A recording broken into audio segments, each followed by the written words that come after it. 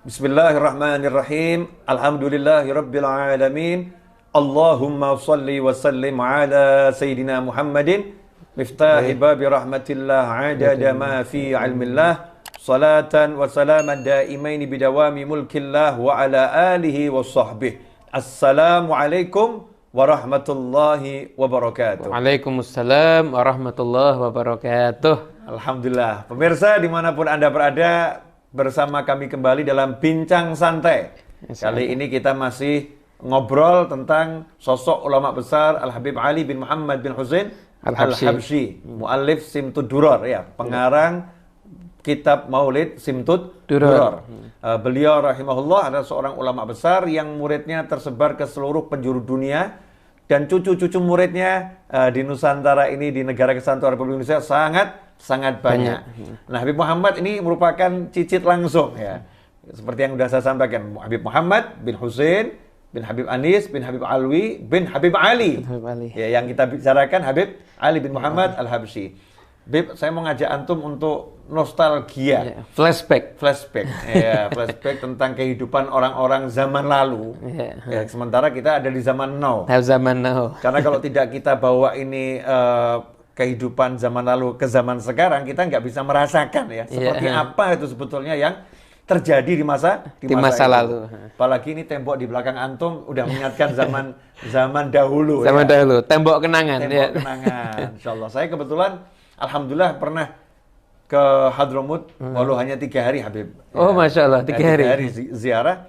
Termasuk yang saya kunjungi adalah rumah tempat lahirnya Habib Ali Habsyi. Di daerah Qasam berarti, ya? Qasam, ya. Di masa itu, ya, Masya Allah, waktu saya masih belia, ya, sekarang saya kan sudah mas muda. Sudah mas, ya. Waktu itu masih belia. Itu saya melihat Qasam ini desa yang sangat terpencil, ya. Desa sangat terpencil di Hadramut. Arah kalau dari Tarim kita mau ke ziarah Nabiullah Hud, dan nanti di situ ada daerah Qasam itu. Betul. Nah, Qasam ini desa kecil di Hadramut, suatu provinsi di Yaman. Yaman. Artinya, kalau waktu saya ziarah saja itu masih terasa sangat terpencil. Apalagi 183 tahun yang lalu. Karena pemirsa, Habib Ali Habsyi ini lahir tahun 1259 Hijriah. 183 tahun yang lalu. Lahirnya di desa namanya Qasam. Desa Qasam. Habib, waktu itu Habib Muhammad, ketika Habib Ali lahir kan Habib Muhammad tidak sempat nemenin ibunya Habib Ali, ya, dan nemenin istrinya, ya.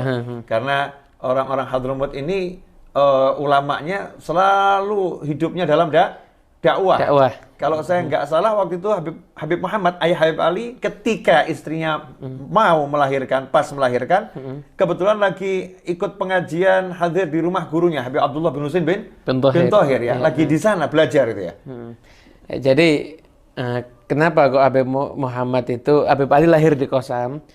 Karena Habib Muhammad ini hidupnya untuk dakwah. Beliau itu masuk ke satu daerah. Beliau itu masuk satu daerah jadi fokus. Jadi bukan sekarang kan mungkin ada tabligh akbar dan lain sebagainya. Beliau ngajar sampai sekiranya orang di daerah itu mapan ilmunya, dan sebagian yang kadang-kadang ikut pergi sama beliau untuk diajari. Nanti dikembalikan ke daerahnya untuk dakwah ada di daerahnya masing-masing. Nah, ketika itu ada di daerah Qasam zaman sekarang aja seperti ini, apalagi 183 tahun yang lalu. Nah, insya Allah, Habib, nanti kita akan tampilkan itu di monitor nanti, ya.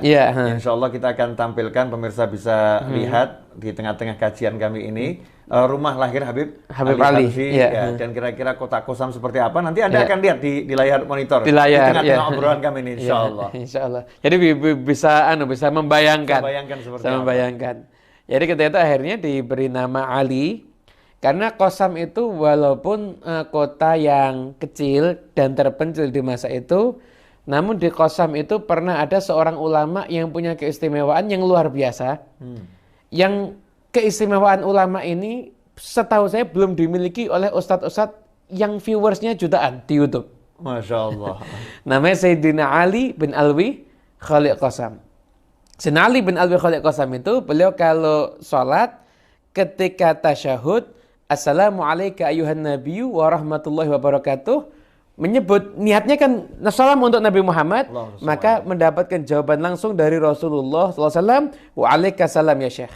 Dan itu didengarkan oleh makmum-makmumnya. Masya Allah. Dan beliau tuh kalau ngucap salam belum ada jawaban, diulang lagi. Assalamualaikum ayuhan Nabi warahmatullahi wabarakatuh, sampai ada jawaban waalaikumsalam ya Syekh, baru dilanjutkan. Masya Allah. Jawaban salam dari Nabi Muhammad SAW ya. Yang didengarkan oleh jamaahnya. Mungkin nih pemirsa agak masa sih orang kok bisa dengar jawaban salam dari Nabi Muhammad SAW? Bukankah Rasulullah sudah pindah ke alam barzah? Kita ada di alam sini. Ya mungkin perlu dijelaskan Habib, sehingga tidak menimbulkan kerancuan, kemudian tanda tanya besar. Ya. Kalau ilmunya orang zaman sekarang aja bisa menjadikan kita yang ngobrol di sini didengarkan oleh orang di rumah masing-masing. Nah. Bahkan banyak orang lihat langsung, apalagi ilmunya Nabi dan ilmunya para wali. Masya Allah. Masa kalah sama ilmunya orang zaman sekarang? Masya Allah. Jadi pemirsa, sedikit saya kasih gambaran. Kehidupan para wali itu menyerupai kehidupan para sahabat. Apa yang dimiliki oleh para sahabat itu dimiliki oleh para wali Allah, auliya wassolihin. Jadi jangan samakan dengan kehidupan kita. Ya. Pendengarannya wali, ya jangan samakan dengan pendengaran kita. Penglihatannya wali Allah jangan samakan dengan penglihatan kita. Para wali sedikit pun tidak melihat yang makruh, apalagi yang haram. Sebagaimana dikatakan, sampai kalau mandi pun tidak melihat auratnya sendiri. Maka maksudnya alat vitalnya sendiri nggak dilihat oleh auliya wassolihin. Saking menjaga pandangannya. Ini para wali Allah. Karena pandangan beliau itu beliau persiapkan nanti untuk melihat Nabi Muhammad sallallahu alaihi wasallam ya, untuk melihat keindahan di surga, sehingga dijaga benar-benar. Pendengarannya juga dijaga benar-benar. Seperti yang kita temukan ketika para sahabat berada bersama Nabi Muhammad SAW. Para sahabat bisa mendengar suara tasbih makanan yang lagi dimakan. Sebagaimana disebutkan dalam Sahih Bukhari di antaranya, wa kunna nasma'u tasbih ta'am wa huwa yu'kal. Kami mendengar suara makanan yang bertasbih, sementara makanan itu lagi kami makan. Itu juga pernah yang ketika Sayyidina Umar ngirim pasukan perang, Sayyidina Umar di Madinah, ngasih Yasariyah Jabal. Lagi khutbah Jumat. Ngantar pasukan perang, sementara pasukannya ada di luar kota 500 kilo itu. Ya, jauh sekali dari posisi kota Madinah saat itu. Jadi live streaming nggak perlu pakai mic, nggak perlu pakai kamera, nggak perlu pakai internet. Nggak perlu pakai kuota macam-macam, nggak perlu. Langsung itu. Sayyidina Umar bin Khattab. Kemudian jangan lupa ada juga janji dari Nabi Muhammad SAW. Janjinya Rasulullah. Karena Rasulullah itu nggak mungkin mengingkari janjinya. Man ra'ani fil manam fasayarani yaqadzatan atau kama qala sallallahu. Siapa yang pernah melihat aku di alam mimpinya, maka dia akan melihat aku di alam jaga. Siapa melihat di alam mimpi akan melihat di alam jaga. Sehingga tidak menutup kemungkinan ada umatnya Rasulullah SAW yang diberi kemampuan tersebut, bisa melihat dan mendengar suara Nabi Muhammad SAW. Sebagaimana dijanjikan juga oleh Nabi Muhammad SAW, dimanapun kalian berada, bersolawat dan salamlah kepadaku, karena sungguhnya solawat dan salam itu sampai kepadaku dan aku menjawabnya. Aku menjawabnya. Nah, jawaban Nabi ini ada, cuman telinga kita yang nggak mendengar.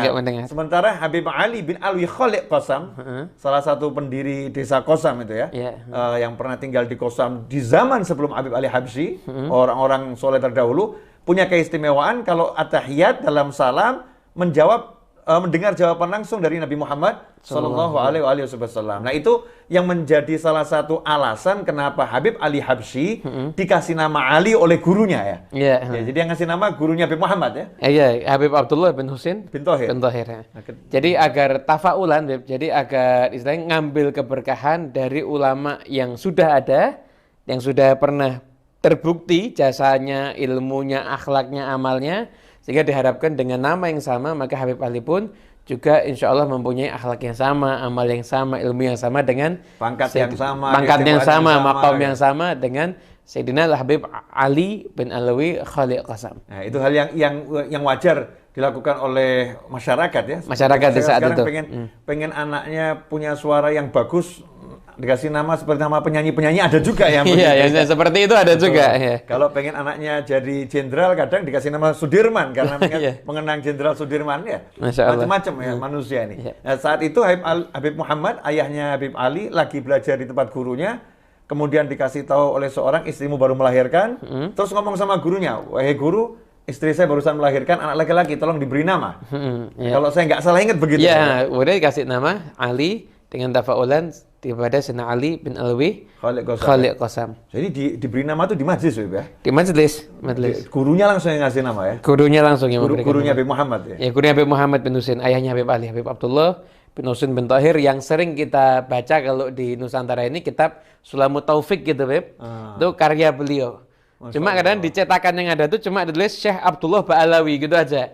Ada namanya Habib Abdullah bin Husain bin Tahir. Masya Allah. Ini tentang nama Habib Ali sendiri ya. Nama waktu itu sendiri. Proses lahir, ibunya Habib Ali, Habibah Alawiyah, saat itu sedang tidak bersama suaminya. Dan ini hebatnya wanita yang solihah. Ini pemirsa, Masya Allah, mudah-mudahan bisa dicontoh oleh ibu-ibu ya. Insya Allah. Lebih ibu untuk menjadi wanita yang tegar, wanita yang betul-betul tidak komplain, wanita yang nggak berkeluh kesah, tapi bertanggung jawab terhadap dirinya sendiri untuk menjadi seorang ibu gitu ya, tanpa harus mengeluhkan siapapun. Di zaman itu nggak pakai bidan, nggak pakai dokter, nggak pakai apa-apa, melahirkan seorang bayi sementara suaminya lagi berdakwah, itu nggak ada keluh kesah, senang-senang saja. Juga bukan berarti kemudian suami mau terus nggak dampingi istrinya, nggak begitu ya. Ini perlu diketahui suaminya lagi tugas seperti sekarang berdakwah. TNI, Polri lagi tugas keluar daerah, kadang istrinya tidak sedang bersama ya.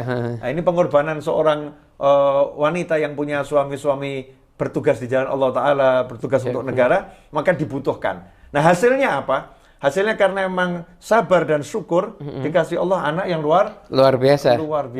Bahkan sebagian ulama yang setelah Habib Ali, setelah periode Habib Ali itu, kalau menuliskan biografi Habib Ali, mereka seringkali menyelipkan biografinya ibunya Habib Ali juga.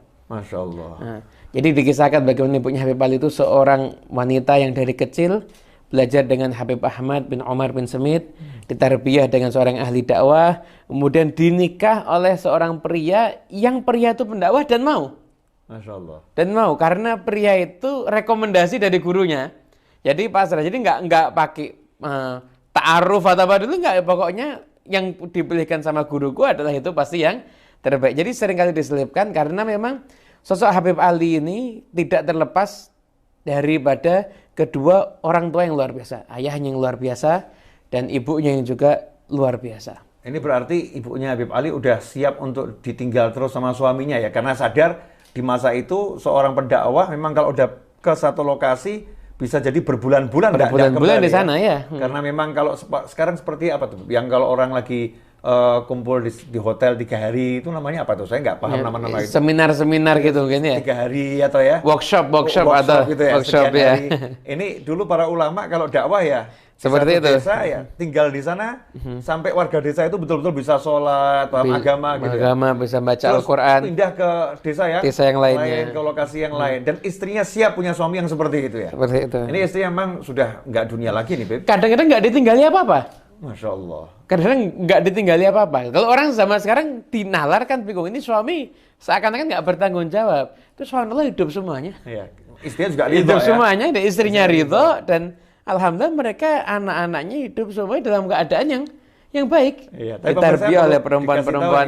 Ini kadang ada yang ilmunya kurang terus istrinya ditinggal saja, udah tawakal sama Allah, ridho sama Allah ya. Beda ya. Beda makomnya. Ini memang istrinya ridho dan siap.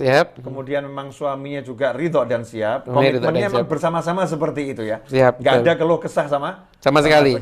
Hasilnya akhirnya si ibu ini berdua dengan anaknya, membesarkan anaknya untuk mengenal Allah SWT di desa yang terisolasi dari pergaulan luar. Nggak ada televisi, nggak ada YouTube, nggak ada TikTok, nggak ada WhatsApp. Ada WhatsApp, ada macam-macam. Sehingga betul-betul hanya dengan ibunya, melihat figur ibunya yang taat, yang sholat, yang baca Al-Quran, yang berakhlak mulia, dan seterusnya.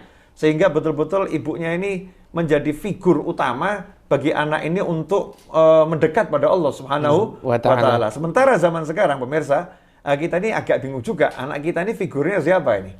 Yang menjadi figur siapa? Alangkah menyedihkan kalau kita dijadikan figur sementara kita nggak benar. Dan lebih menyedihkan lagi kalau figurnya itu di luar sana dan nggak tersaring. Ini figur yang benar atau yang yang salah. Yang salah. Kalau begitu Habib, melihat sedikit cerita ini, berarti kunci keberhasilan dalam sebuah rumah tangga untuk mendidik anak, proses anak jadi orang yang luar biasa, kuncinya adalah pada ibu. Pada ibu. Insyaallah. Pada ibu. Habib Muhammad. Ya, ini tadi kita masih bahas Habib Ali, masa kecilnya, namanya, masih seputar ibunya lagi di desa. Nah, saya teringat juga, akhirnya ayah Habib Ali di Mekah, saat itu kan akhirnya tugas di Mekah ya? Tugas di Mekah. Di Mekah dapat laporan dari teman-temannya yang ada di dekat Kosam sana, dekat desa tersebut. Kalau putramu ini orang yang cerdas, yang luar biasa, berbakat, ya. Sayang kalau tinggal di desa. Artinya saat itu dilihat ulama di desa itu sendiri yang melaporkan, kami udah turunkan ilmunya ke anak kamu, ini anak kamu berbakat, ya.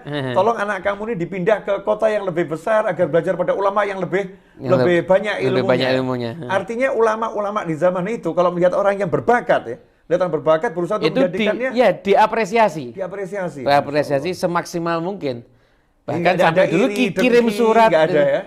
Nggak ada. Ini saingan saya ini, nggak ada ya? begitu. Masya Allah. Anda bisa bayangkan, pemirsa saya bisa membayangkan setiap guru tuh di sana pengen muridnya lebih hebat dari dirinya. Masya Allah. Setiap ayah pengen anaknya lebih hebat daripada dirinya. Jadi ketika itu guru tersebut memandang muridnya itu seperti anaknya sendiri, bahkan gimana caranya biar anak ini bisa belajar maksimal. Hingga akhirnya kan dapat perintah untuk pergi ke Sewon, ibu kota provinsi Hadramut, Sewon tuh Habib ya. Jadi dari Kosam disuruh pindah ke ibu kota provinsi ya. Itu diperintah oleh Habib Umar bin Hasan Al-Haddad. Cucunya Abdul Haddad. Abdul Haddad insyaallah. Nah, jadi untuk itu dikatakan Muhammad bin Husain itu menaati perintah itu karena dari sekian banyak alasan, diantaranya karena berharap husnudon dari pandangan Haddadiyah ini katanya. Oh, jadi pandangannya orang-orang yang keturunan wali ya. Itu, pandangan orang soleh, perhatiannya, prasangka baiknya. Akhirnya pindahlah ke Sewon. Namun sebelumnya tentunya perjalanan orang dulu kan nggak sama kayak sekarang. Kalau kita kan mampirnya di rest area. Sebentarnya sampai sekarang ya. Mereka tuh punya rest area rohani. Jadi mampirnya ke ziarah, yaitu berjumpa dengan para ulama, kemudian minta wasiat, minta ijazah, bahkan ada minta ilbas. Dipakaikan pakaian sufi seperti itu. Di masa itu ala Thariqah Alawiyah ya tentunya. Sampai akhirnya tinggal ada di Sewon, dan ketika itu Habib Muhammad posisinya sudah ada di Mekah. Artinya walaupun masih kecil, Habib Ali sudah dalam perjalanan itu udah sempat baca kitab, khatamkan kitab ya. Kemudian baru sampai ke kota tujuan. Jadi mampir-mampirnya ini semuanya untuk dalam rangka proses cari ilmu juga ya? Proses cari ilmu juga. Masya Allah. Jadi memang indah ya orang-orang dulu. Jadi masanya itu untuk ilmu. Sehingga beliau dalam qasidahnya mengatakan apa?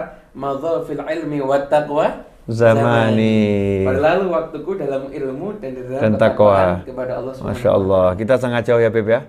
Kita ini cuma mampirnya di rest area, kalau masuk satu kota mampirnya ke mall gitu, nggak cari tempat ngopi, nggak cari tempat untuk orang-orang soleh. Ya mudah-mudahan kita bisa belajar dari pertemuan ini, pemirsa dimanapun Anda berada, agar kita bisa mencontoh kehidupannya orang-orang soleh, mulai dari masa kecilnya, bagaimana peran seorang ibu dan bagaimana peran seorang ayah meskipun jauh masih terus mengontrol keluarganya, mengontrol anaknya, walaupun tugas di luar negeri ini ya. Tugas luar negeri dan belum ada WhatsApp, Facebook, belum ada sosmed ya. Komunikasi masih terbatas. Artinya terus menjaga lewat teman-temannya, bagaimana menanyakan kondisi anaknya, dititipkan keluarga pada teman yang soleh, teman yang alim, agar anak dan keluarganya ini betul-betul terjaga dalam perjalanannya menuju Allah Subhanahu wa Ta'ala. Alhamdulillah pemirsa, tak akan pernah puas kalau kita bicara orang-orang soleh, khususnya Habib Ali Al-Habsyi. Nah, insya Allah kita akan lanjutkan pada episode-episode berikutnya. Doakan ya agar kami diberi kemudahan dan antum juga diberi kemudahan untuk menyaksikan kelanjutannya, dan mudah-mudahan tayangan ini bawa barokah untuk yang berbicara dan yang mendengarkan dan yang melihat kapanpun dan dimanapun, dan bawa berkah untuk bangsa yang kita cinta ini agar semakin aman, semakin damai, semakin makmur, dan terhindar dari segala bencana dunia pun akhirah, dan semoga corona ini segera diangkat oleh Allah Ta'ala diberi gantinya kesehatan untuk semuanya, disembuhkan yang sakit di antara kita, dipanjangkan umur kita semua dalam kebaikan, ketaatan, keridhaan, kebahagiaan, kesehatan, dan kelak di akhir usia kita semua dengan husnil khatimah. Wassallallahu ala sayyidina Muhammadin wa alihi wasallam walhamdulillahi rabbil alamin. Wassalamualaikum warahmatullahi wabarakatuh.